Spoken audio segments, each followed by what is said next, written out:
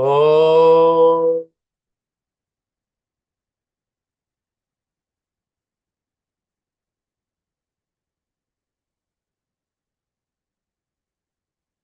oh,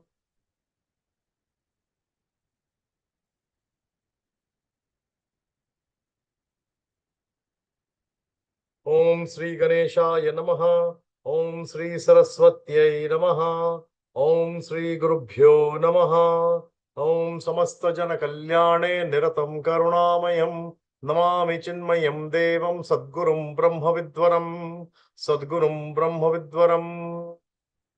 Om Vasudeva Sutam Devam Kamsachanuramardanam Devaki Paramanandam Krishnam Vande Jagadgurum.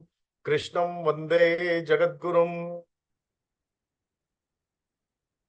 Om Sahana Bhavatu Sahanau Bhunaktu Sahaviryam Karavavahai Tejasvinavadhitamastu ma vidvishavahai. Om Shanti Shanti Shanti. Hari Om everybody. Welcome back to today's session. Last week, Swamiji had started with chapter 10, Vibhuti Yoga. So continuing with that, we'll continue the session today. We are all set to start now. Bhavana beta? Yes,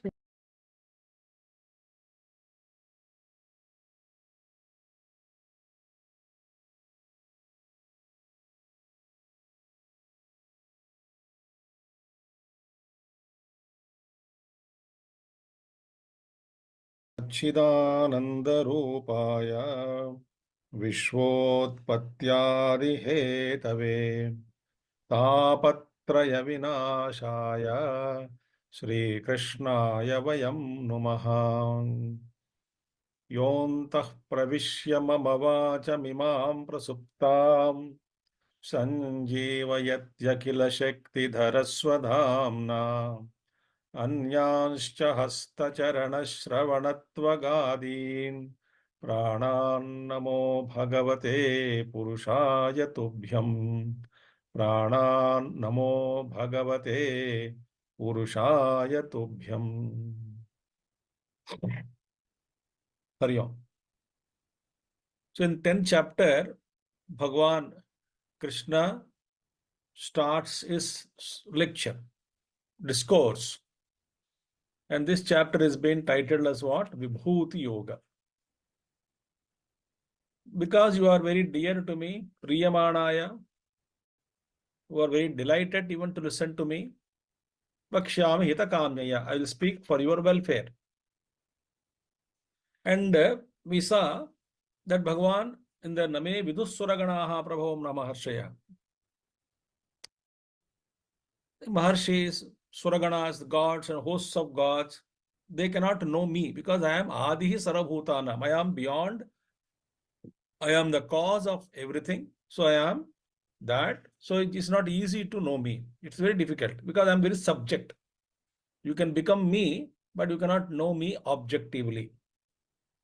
Then Bhagavan says, but then how can we know? Yes, when we are not deluded by the external world. Asammudaha. One is freed from delusion of the plurality. One can know me as his own self. Yo mam ajam anadim chaveti. One who knows me as ajam and anadi, birthless and beginningless, and lokamaheshwaram, the Lord of all the worlds. Asammudaha saha marcheshu sarapapai pramuchate. Asammuda is such a person who is freed from, who is not deluded, undeluded, he attains me. Even he knows me because he is the, first of all, he will be freed from all kinds of papa and he will be eligible to know me.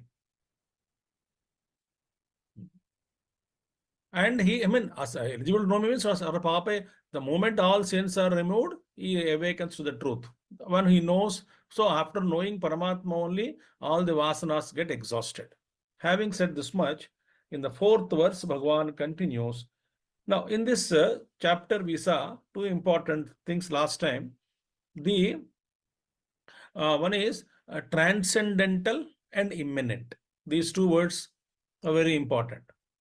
to recognize the Paramatma as the transcendental, one who transcends everything, the creation, one who is subtlest, and then one who is beyond everything. That's called transcendental. And the same reality is also immanent. Immanent means expressing in the world in the form of names and forms. All that is manifested is nothing but the expression of divinity. It is called immanent. So the transcendental and immanent. So Ishvara Swarupam is transcendental. Ishvara Vibhuti is immanent. Meaning it is can be seen at least in physical world. Though we cannot see the Vibhuti fully, because in the end he says, there is no end for my Vibhuti, my glories, O Arjuna. So we cannot see fully, right? So, and therefore, this kind of what do you call understanding, the knowledge, the transcendental, realizing the transcendental, and realizing the immanent is very, very important.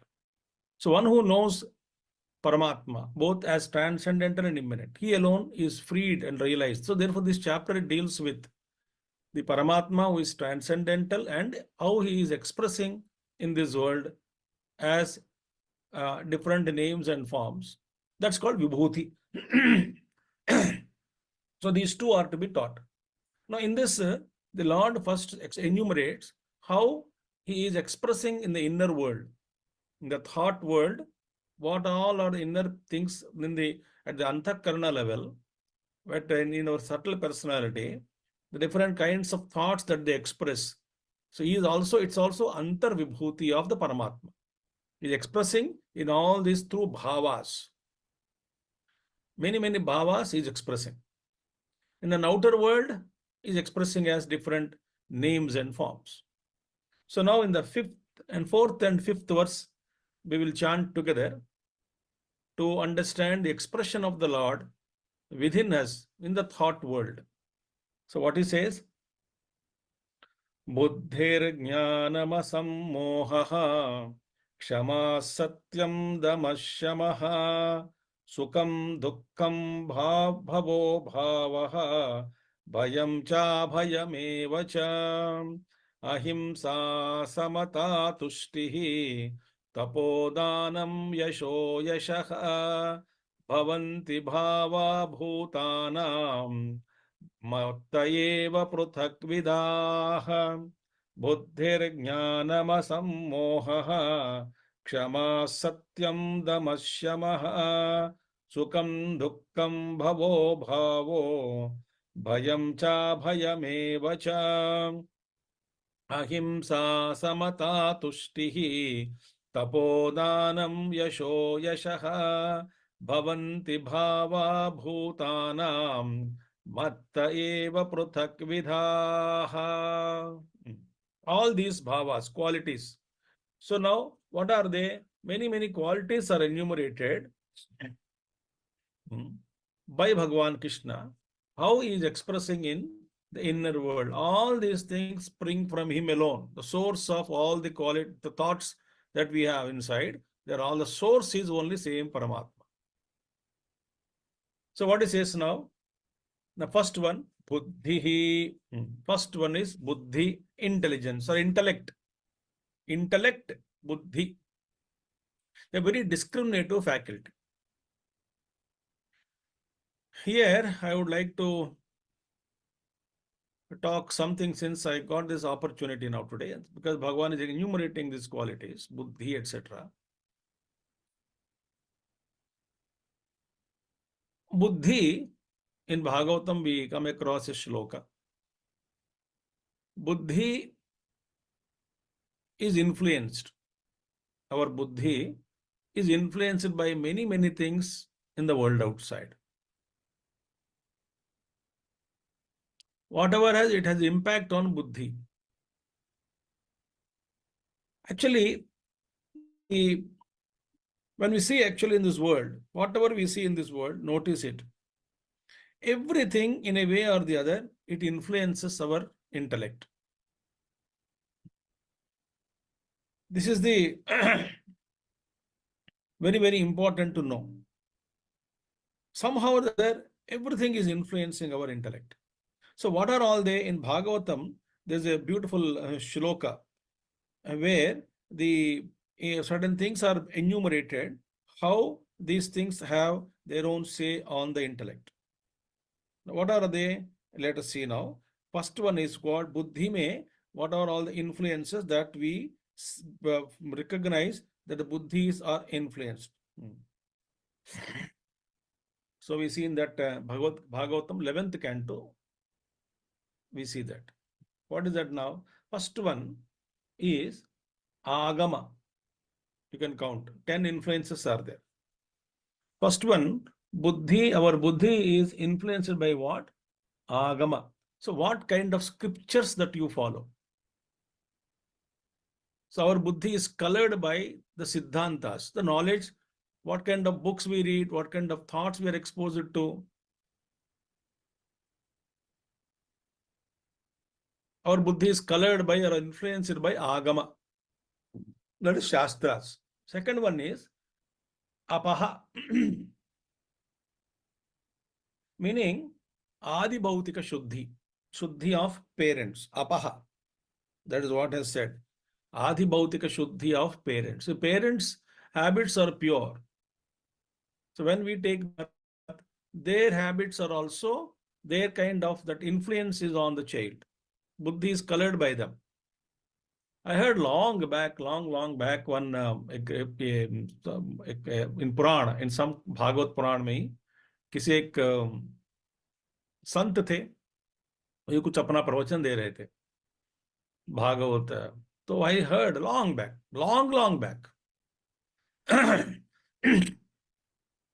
I was only a small boy at that time, going to school, high school. He said, that's how, but the source I cannot tell you. But it said in Shastras, how simply we know how we are influenced by parents' thoughts, karma and all. That's okay. Now, he says, 25% of our samskaras match with the mother, 25% of samskaras match with the father, 50%, and 50% samskaras of our own. If there is absolutely no match, the birth won't take place at all. If all the three are matching 100%, then you can see the in toto, total expression that. Suppose mother and father are great spiritual people, great spiritual people, such a great divine parents. And the Jiva also is born, and its inka 50% is also divinity alone. So it's such a great people are born to that. So Apaha is Adi Bhautika Shuddhi of parents. Shuddhi Adi Bhautika means that the kind of food they eat, the kind of the level of purity that they maintain in the physical bodies. Adik Apaha. Then is Prajaha. And what kind of people we are surrounded with. That's how the little bit of a great teacher has explained this also, the effect of that. Prajaha. That is what kind of people we are surrounded by always. They also have influence on our buddhi. Then Palaha. Pala means what? What kind of government? Under whose dictates, or who is the king who is ruling us? The kind of a king that who is ruling us, his influences also will be there on our buddhi. Desha, place. It has its own impact on buddhi. Karma, and what kind of karma that we are doing. We have done in the past or right now, it also has effect on the buddhi. Then dhyana, and that dhyana means what? Not only always meditation on truth and all, but whatever you meditate upon, what is the source of your inspiration? Because of that, you contemplate upon that. That also has an influence on your buddhi. Then mantra. Mantra is what kind of people are advising you, to whom you would take advice. That also has an influence on buddhi. Then samskara, purajanma samskara.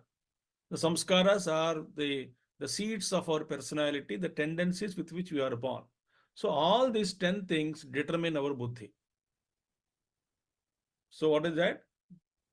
Agama, Apaha, Prajaha, Palaha, Deshaha, Janma, Karma, Dhyana, mantra, samskara. 10. Therefore, all these things, if all the 10 things are of high quality, that is a Mahapunya we must have done. Purana samskaras, we get everything is wonderful.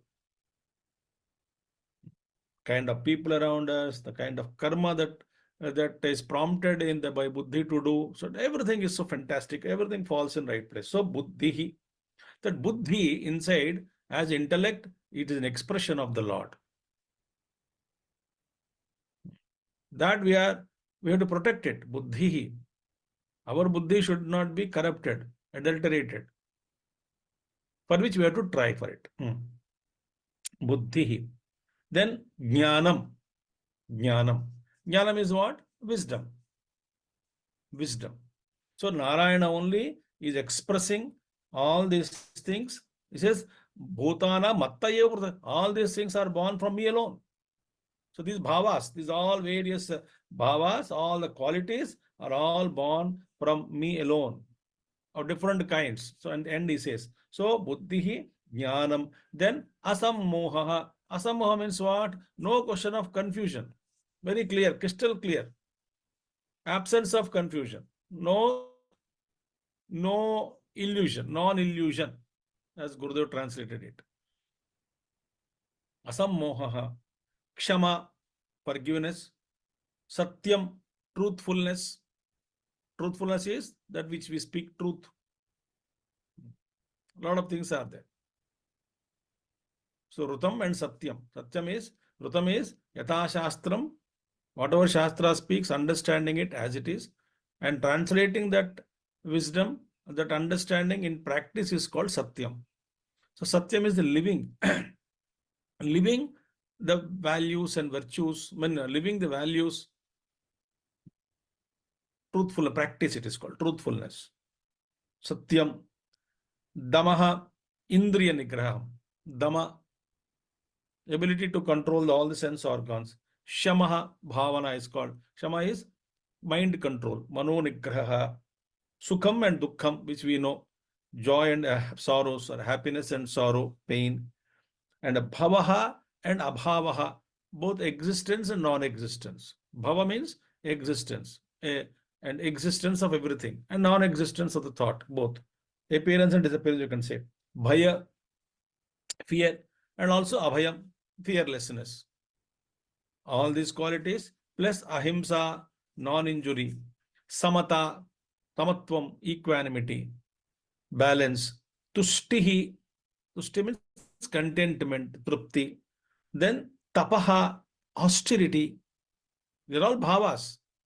Tapasya bhava, trupti bhav, austerity, tapaha, danam, charity, yashaha, fame, ayashaha, ill fame, bad name, etc. Ayashaha, bhavanti, bhavaha, bhutanam. All these different kinds of qualities arise from me alone. Bhavanti bhavaha, bhutanam, mattayeva. Different kinds of bhavas that arise from the beings, they all rise from me and me alone. So I am the origin and I am the source of everything.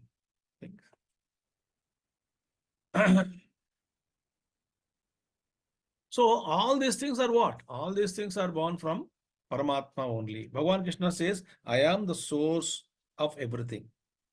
So these are all the inner world.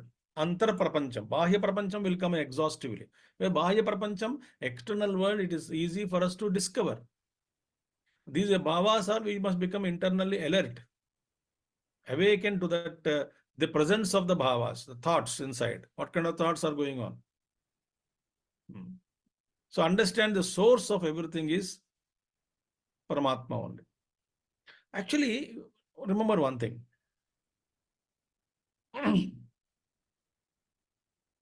We cannot create any thought, new thought.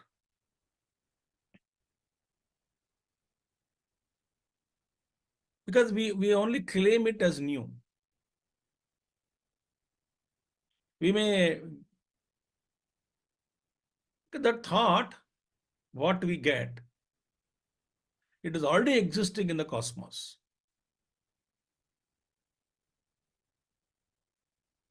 We may garnish it according to our own taste, individual taste. I may give it a new color to it, a new interpretation to it. But the basic thought is already been created in the world. It's already existing. If you understand this, so no thought I ever created, whether it is a negative thought or a positive thought. No doubt I am influenced by the thoughts, but I cannot be the creator of the thought, creator of lust, greed, joy, or happiness, or sorrow, or lies, and in the hypocrisy, all these various kinds of thoughts. They already exist. I come under their influence. And then they take possession of me, they possess me. They take possession of me. And they dictate me, direct me, or divert me, and control me. And eventually these thoughts make me a helpless victim. I dance to their tunes.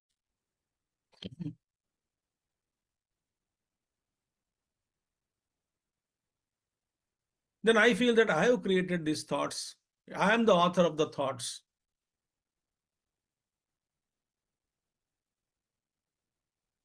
No.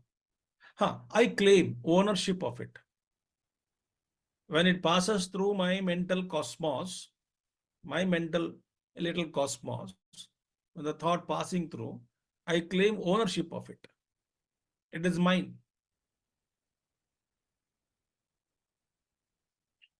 When you sit in a train and you say it is my seat, even though you call it as my seat, it is only temporarily you are claiming it. And you know, and I cannot be attached to this seat because my station comes, I will leave it. I will renounce it.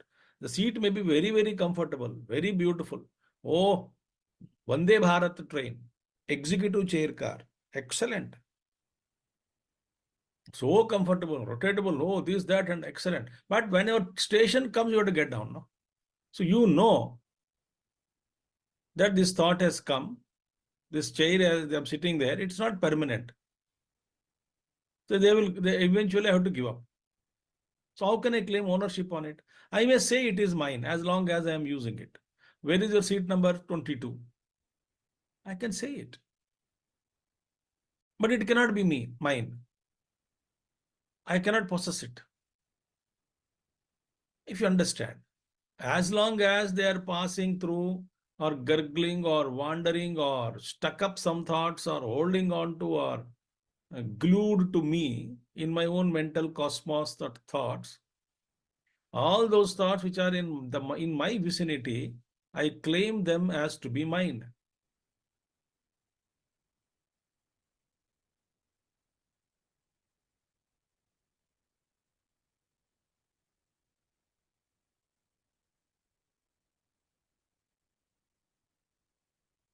And when they pass out, go out, they are no more mine.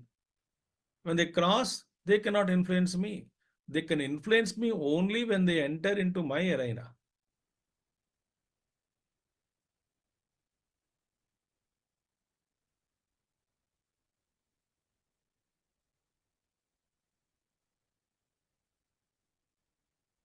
Even the faintest memory of the past, some thought, I remember means what it is now wandering or hanging around in vicinity of my or compound of my mind, traveling in my mental cosmos. And I hold on to that thought. I hold it tightly. I want it. When you express a small desire, I want it, and the thought will possess you 100%.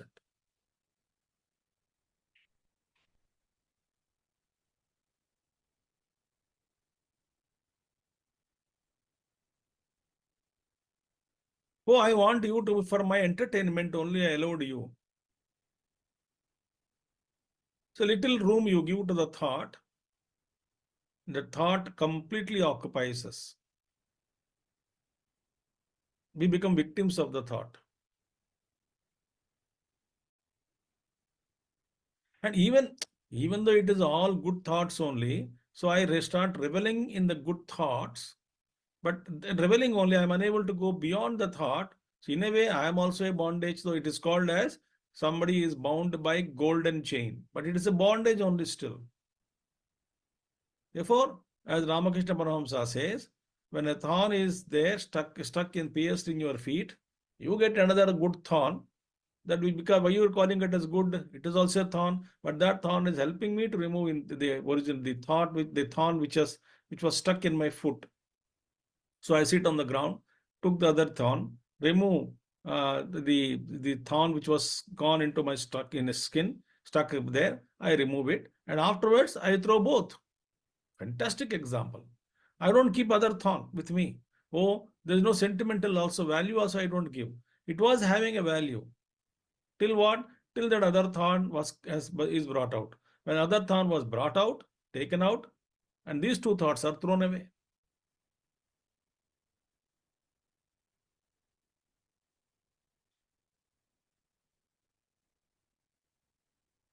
And as much, when the bad thoughts arrive, we feel painful, and when they go, we feel happy, right?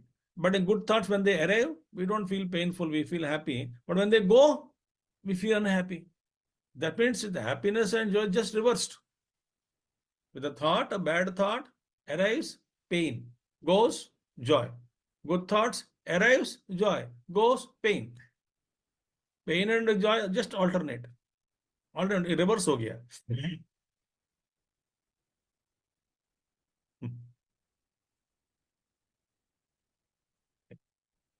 Therefore, all these things are already created by the Lord, all coming from Him alone. First of all, He created a thought called love. He created a thought called anger that is existing already in the existence. So I am only borrowing, I am only using them. If I misuse them, I become victim of them, then I suffer.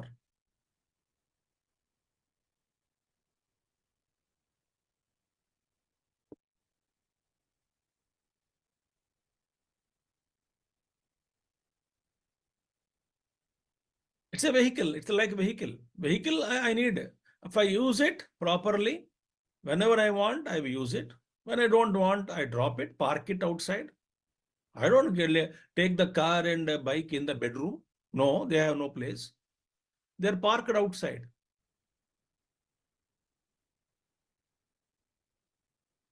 When I want, I use it. I may have bicycle, different varieties of two-wheelers, scooters and bikes and moped, etc.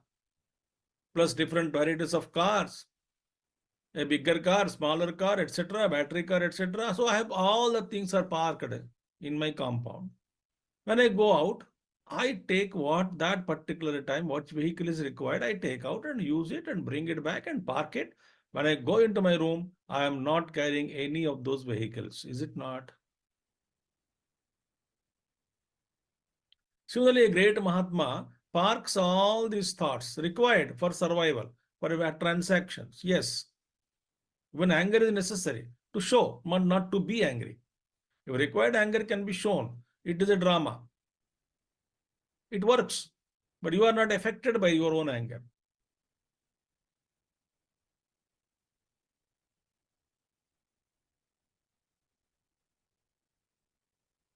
So I use these thoughts and drop them, park them outside. In the inner recess of my own heart chamber, I say, you all have no entry. Here, me and my Lord, I am meditating.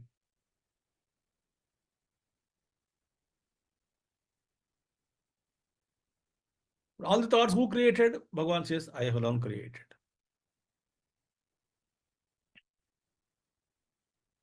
Where it's very essential to things to understand. If you can analyze these things, separate thoughts and mind from us, great relief. Whenever we are affected mentally, What Swamiji, whenever we are always under effect of mind only, whatever you call it as. Remember, because thoughts are holding on to us. We become victim of the thought. Therefore, it is painful. We, instead of we using the thought, thought is using us. Thought possessed me. Thought is dictating me. Thought is directing me. Thought is diverting me. Thought is, creating all kinds of nonsense. Hatred, comparison. And thought only creates very fancy desires in me. Go there, purchase there, meet him or her. You feel happy, joyful.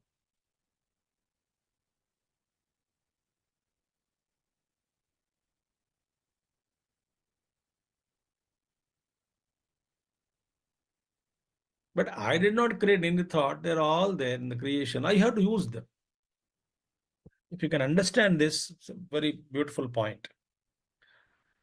So, not only that, many others also have come from me and they are sustained by me. I gave them birth to whole thing, everything in the universe. So, inner world, inner things, all are creations of mine.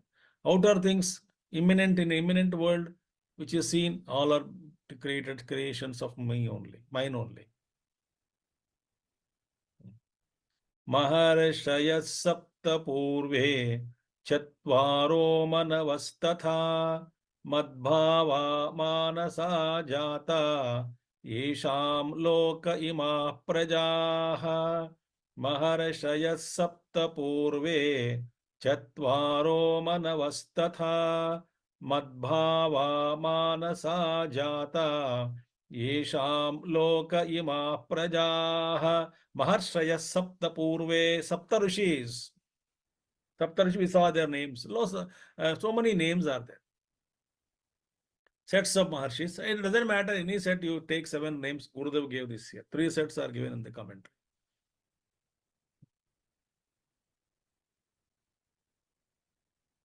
Agasya, Vasishta, Gautama, Vishwasishta, Vishwamitra, Gautama, Jamadagni. 5 over. Bhrugu. Some places Bharadwaja, some places Kashyapa, 7th one.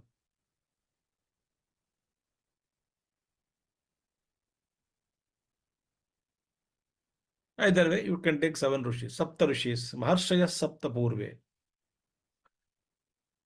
At the cosmic level. An internal level, Sapta Rishis are what? We saw already.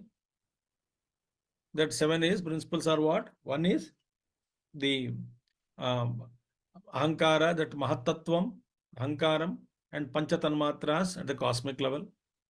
And the Jiva level also, my Ahankara, my Buddhi, and 5 Tanmatras, the subtle level. Here 5 sense objects, with which all where by Sanmatras only the objects are made after mixture. These all form the 7 forces, streams. And the still Adidevika level, they are all great rishis supporting the function of the universe. We can't even understand in what way they are contributing. But they are all great tapasvis.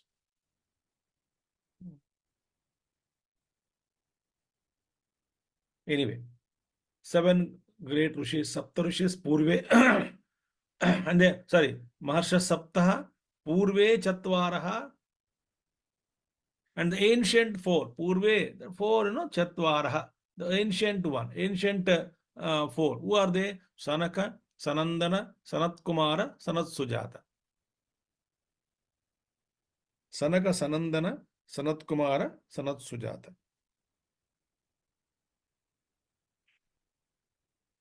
Brahma Manasa Putras.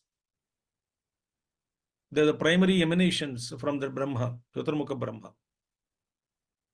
in the beginning of the creation. And Upanishads and all our Shastras say about it, that when Bhagavan Shiva wanted to have his son to kill the Tarakasura, this Maharakshasas and all, batch, So he wanted a son. You know who killed Kumaraswamy or Subramanya or Kartikeya? He was born. Skanda iti achakshate. It comes there. What is that? This Bhagavan Shivji asked Sanat Kumara to be born as his son. Sanat Kumara said, Bhagavan Ji, I don't have any desire at all. I am there to be born again. Manifestation, not I am already there, certain level I am working. I mean, I am there as it is, a Parama Viragi, I don't. But Shivji said, no, we need you for the cosmos, for the cosmic good. To kill Tarakasur, that evil force. I am giving Adesha, instructions, commanding you. Then he agreed. Then he was born as Kartikeya. That's why he was called other name Kumara Swami. Sanat Kumara, Kumara Swami. Kumara Swami. The story is there. So Sanat Kumara, Kumara Swami. Sanat Kumara, there are mighty beings. All the four of them. Then Manavaha Tatha. Manus are how many? 14 Manus are there. Each Manu rules 72 Mahayugas. Because one day of Brahma is 1000 Mahayugas. 1000 Kalpa, in 8th chapter, I think I must have told you this entire calculations. 1000 Mahayugas. Mahayuga means Kruta Yuga, Treta Yuga, Dwapara Yuga, Kali Yuga. Years, if you could combine, it becomes one Mahayuga.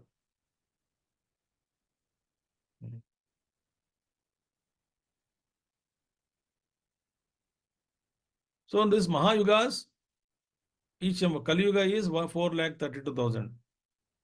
Dwapara Yuga is 8,64,000. And Treta Yuga is 12,96,000 years.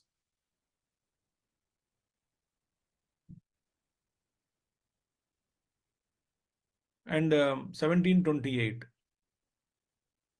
17,28,000 years is Kruta Yuga. Combine all this again, it becomes 43,20,000 years is one Mahayuga. 43,20,000 years is one Mahayuga.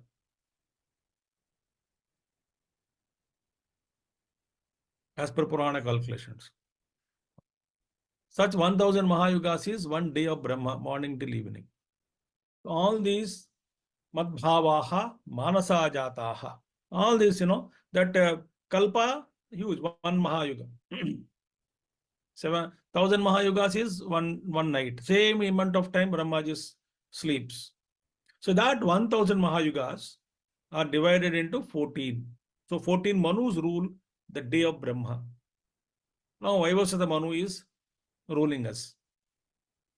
So now all these things, Manavaha, that who are they? Madbhavaha. All these possess, they are all possessing powers like me. Madbhavaha means they are of the same nature of me. Everyone is Satchidananda Swarupa only inherently. They are all of same nature of mind. See, they also possess same powers like me. Manasa Jataha. They are all born from me, from my mind.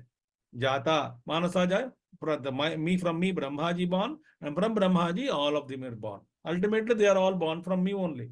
When Brahmaji is born from me, and from Brahma, all of them are born. So I only gave them birth to everybody. Yesham lokamima prajaha. And also, all the creatures of the world, they're all these things. From them, Yesham means from them. From them, from mind, from Manu, all the creatures have come into existence. Manu gave, ultimately, we push the creation further. From him, all these beings have come into existence. Therefore, everything is from me alone. So that means what? Every wee bit, everything has come from me. It means what? I am there in the universe very much. In the creation, you find me alone. This is a fundamental difference. between many religions and in our great Hindu Sanatana Dharma, we don't say the creator is different from the creation. It cannot be. If creator is really different from the creation, then the creator is limited by the creation, and the creation is separate from creator. So creator has to control the creation. And then people claim that creation is created by creator, who is separate from creator. The creation is only for my bhoga. Therefore, I have no respect, reverence at all. I only everything is for my usage, for my benefit, for my bhoga. This is the philosophy of some people. Animals are created only for me, to eat and to enjoy and to use them. It's not like that. It is a wrong concept. So creator, abhinna nimitta padana karanam. So the Ishvara alone became the immanent Jagat. From him everything came. Like that's why Upanishad gives spider example. Spider. From whom? Yatha urnanabihi. Urnanabihi is a spider. Just as from the urnanabi, the spider, all spiding, the threads come out. The web is created. Who is the efficient cause? Who created the web? Spider. Where is the material cause? Material has come from whom? From spider. So spider is the efficient cause, entity, conscious entity. He has the knowledge, he has the skill, he has the focus, the spider, and he brings out the web. Beautiful web, big webs they create. And they again, when the thing is done, they can swallow all that web again unto themselves. You can put the thread and it starts eating again. Again, it extends the thread, again it eats again that extra water come out. Again, it brings out another thread, extra ho gaya, again it eats. This example is given. The Srishti, the creation has come from him. The both material cause is Ishvara, efficient cause is Ishvara, and ultimately creation merges back unto him.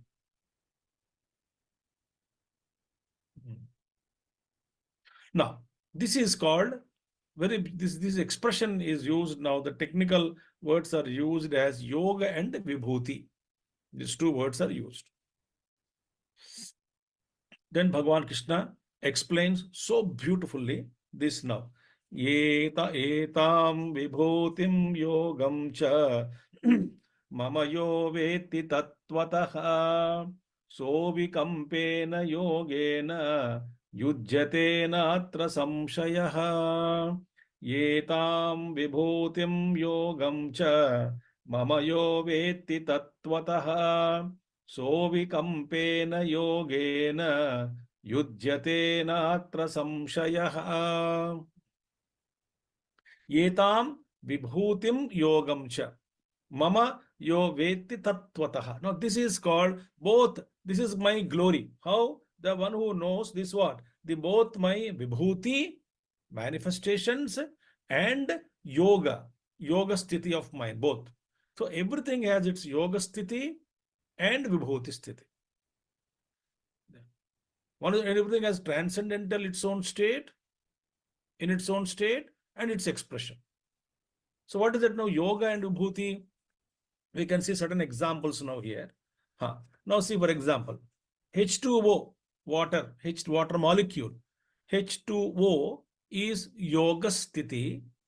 Water and wave are vibhuti sthiti. That's one example. And for example, rasoham apsu kaunteya. I am the rasa in everything. 7th chapter. Rasoham apsu kaunteya prabhasmisi surya, all that. So that rasa is yoga. Rasa sthiti. The reality is rasa, the sapidity, the taste. Right? I mean, the rasa is yoga, rasa sthiti. There is some rasa, sapidity. And what is that? Vibhuti, different tastes born out of that rasa essence is called vibhuti. So one is yoga sthiti, other is vibhuti. So what is yoga? Yoga is unmanifest state, is yoga, or deep rooted in its own self, in its own dharma, rooted in dharma. Unmanifest is yoga, manifest is what? Vibhuti. It's a beautiful thing. If you say Shiva always meditating on Kailasha in his own himself, it's called yoga. Vibhuti is as Shakti, Shakti ka vilas.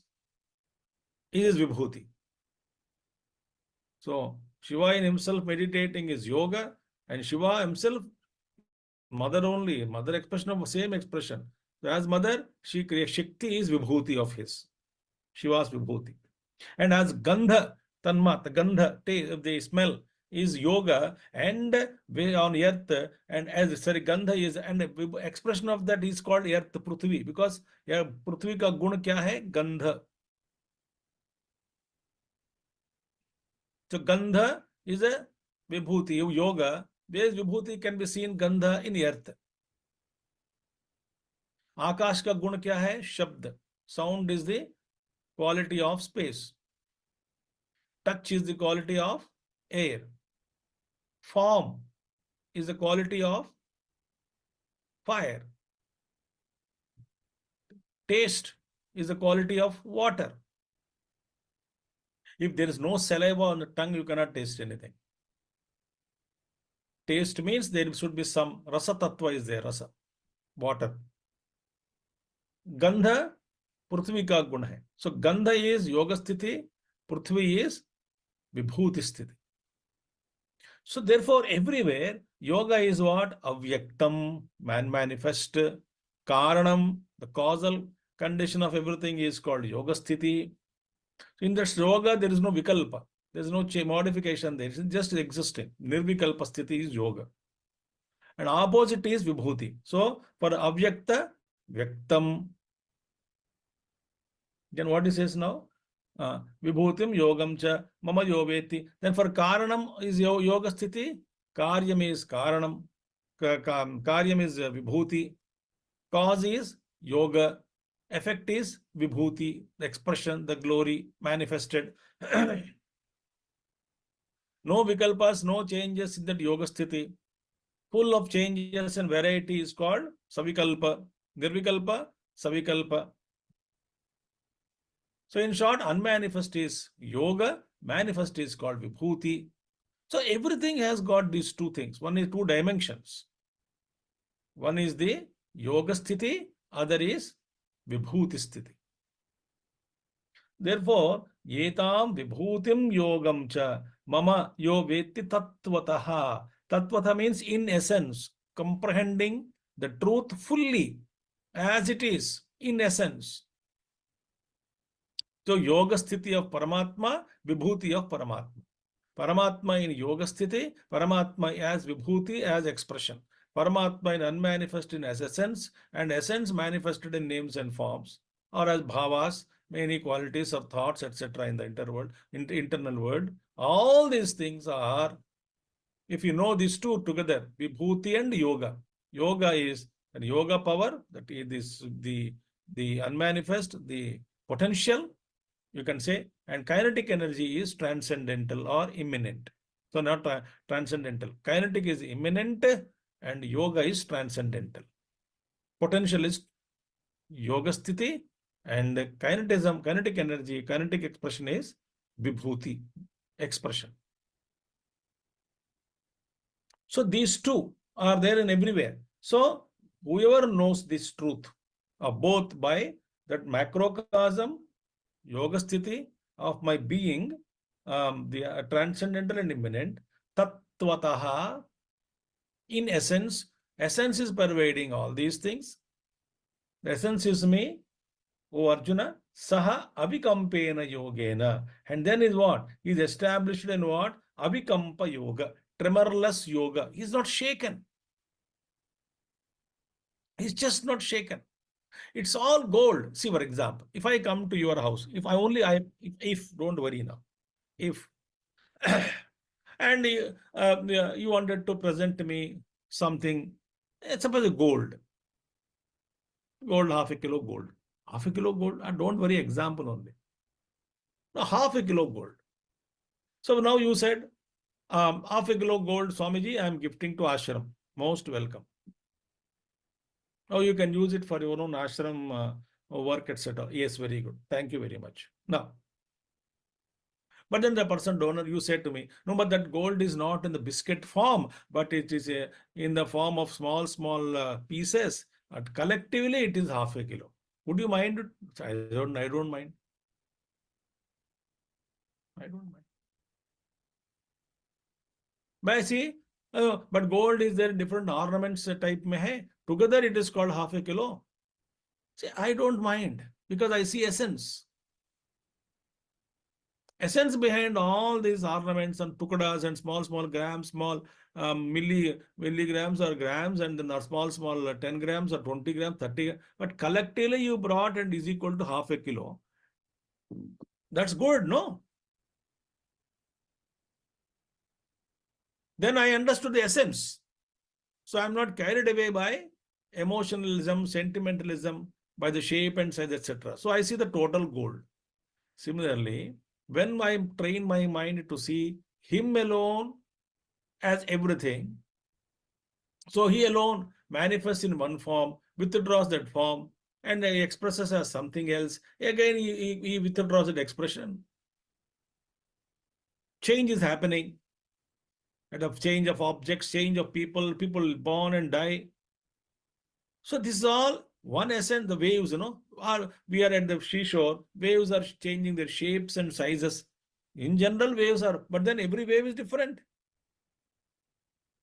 Since I see the water, I am not excited when the wave is being created and rising up.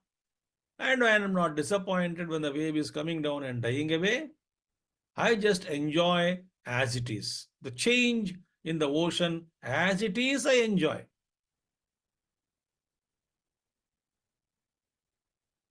The body is changing. It's okay because the continuously it is changing. Father took food, then it became essence. That essence is thrown into mother's womb. Then in that womb, mysteriously some forces have developed and the body was created. It's a change of Anna only. Then that is thrown out of the mother's womb, then fed by food, then grown. Actually, it's a matter changing. It's another something projected, manifesting and withdraws. Similarly, whole creations and galaxies and universes, they come into existence and they go away. But essence is same. So when I know that yoga and manifested state is vibhuti, is actually of one essence only, there's no sorrow. I am not shaken. Abhikampa yoga. Right? There is no loss. Loss is not loss. Creation is not creation.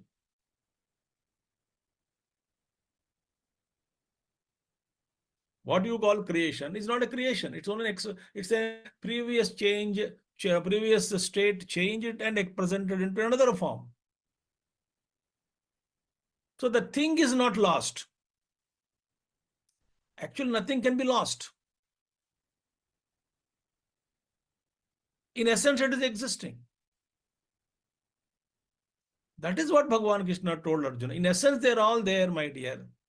They only unmanifest. They were unmanifest. They manifested for some time. Again, they go back to unmanifest state. Why do you cry? Why do you feel sorrow about it? Why do you feel bad about it? So, if I see the essence only expressing as both yoga and vibhuti, transcendental and immanent, unmanifest and manifest, potential and kinetic form, but only one thing. So my mind is not disturbed because actually there is nothing is lost, nothing is created, energy is not created, energy cannot be destroyed. Energy only changes from one form to other form. Science only speaks about it. So when I know this, Avikampa Yogena is established in Avikampa Yoga, unshakable and tremorless yoga, it is called. No tremors, no shake, no kampanam, no shaking. Yujjate, na atra samshaya. He becomes fully established in that yoga. Yoga of Sita Prajnatvam. Absolutely not shaken at all. That state. Like Raja Janakji, whole palace is burning, he just saw it. Somebody Muni, Rishi created that image for him. Illusion. He is not shaken.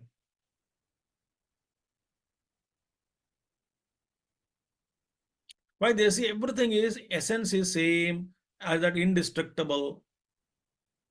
Like energy cannot be destroyed, cannot be created. Then it is only changing shapes and sizes and forms.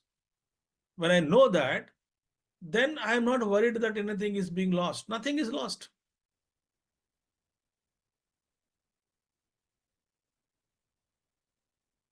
Essence remains. Forms change. So what is the result of this understanding yoga and vibhuti? You become established in this tremorless yoga. And na atra samshayaha. There is no doubt about it in this. Understand me in my yoga sthiti and as vibhuti sthiti. Know me know me pervading all this. All this has come from me, supported by me, existing in me. I am there in them. Everything is me. And you can see me in this creation very conspicuously, clearly, powerfully. You can see me. Only thing is, you have to be told, you have to be trained. Mind has to be trained to look into it. We overlook. No, look at this dimension. The Shastra gives us that dimension. Shastra tells us, oh, this way you look at it, then you will understand.